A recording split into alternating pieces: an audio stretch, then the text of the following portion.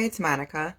I just wanted to come on and talk a little bit more about the essential emotions class that I had done yesterday. I want to say that it was yesterday. Every day is like a blur anymore.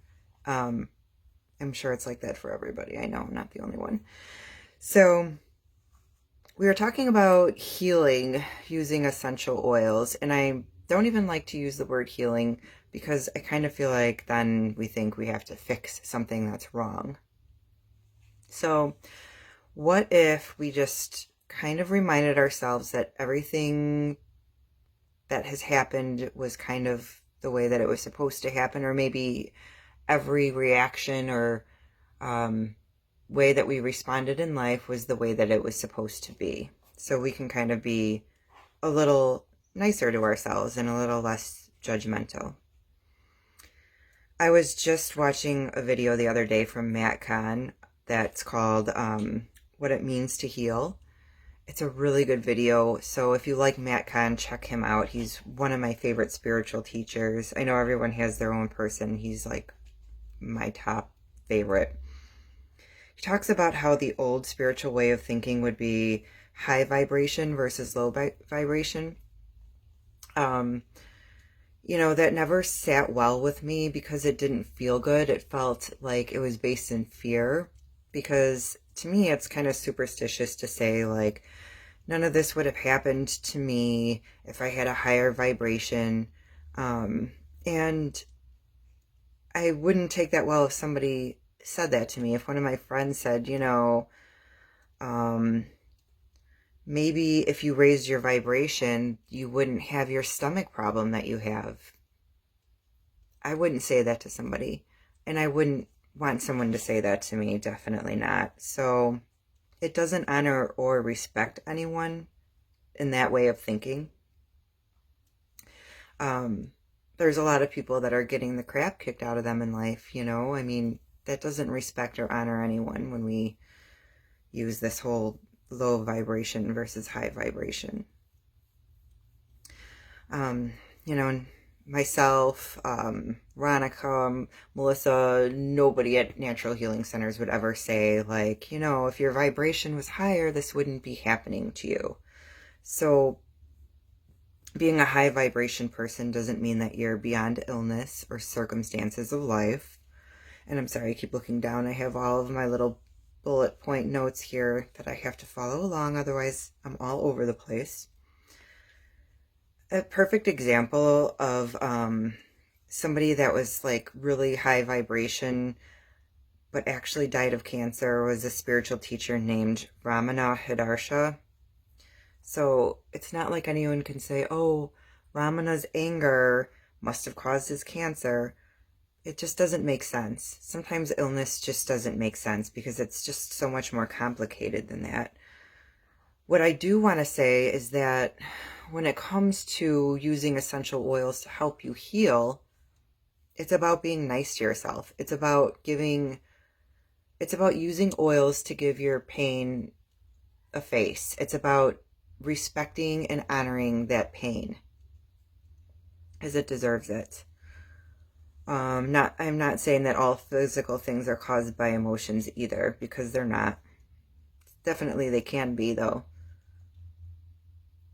Being high vibration does mean that you would recover quicker after you fall because you're able to take the wisdom of a life experience or circumstances and say, this is what I'm meant to learn from it. And low vibration would be when you fall into that self-judgment and like, poor me, and you get stuck there.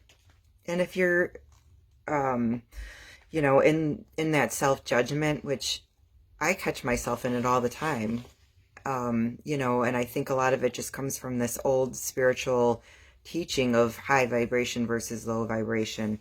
So, it just means that this is where we're at, and that's okay. We're just learning to become high vibration. And, every warrior has to go through a process of like integrating all of that wisdom, which doesn't always feel very good, but that's what makes you a warrior. And that's what we're here for. We're here to learn. So how do you look at self-judgment with oils? With self-judgment, I really like bergamot or bergamot, however you pronounce it. It's Bergamot. It's a citrus. Or even lemon is another really good one if you have that. And you can diffuse it in the oil diffuser, or you could smell it from the bottle.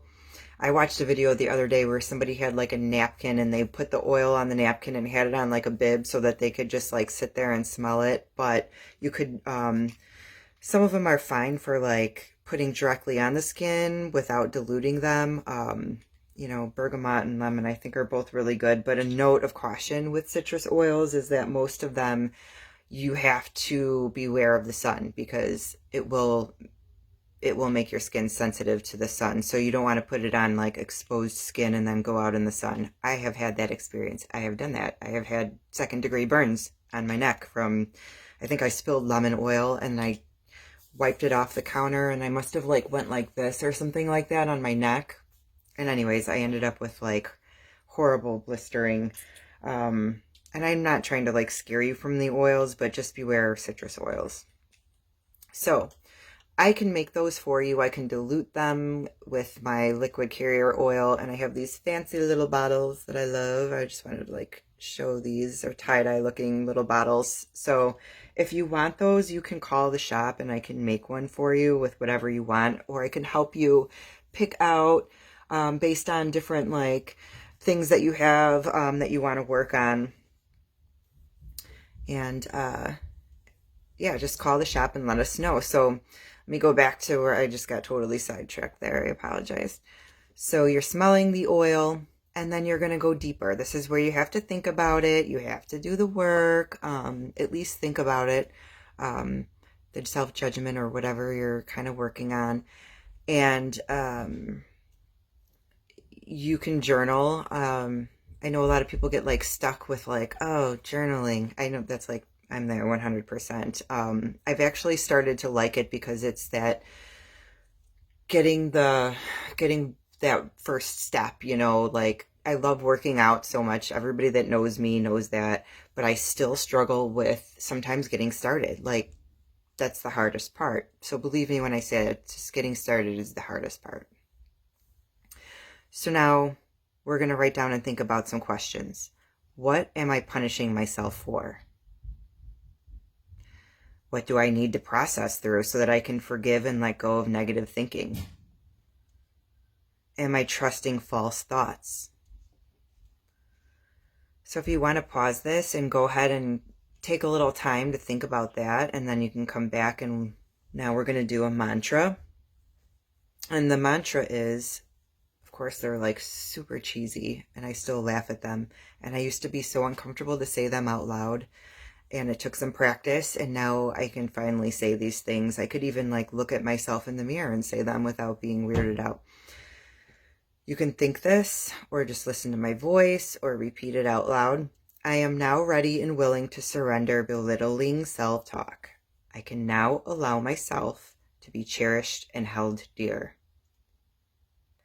And then you'll do a little visualizing. You just want to picture yourself laying down all of the weapons of self-harm.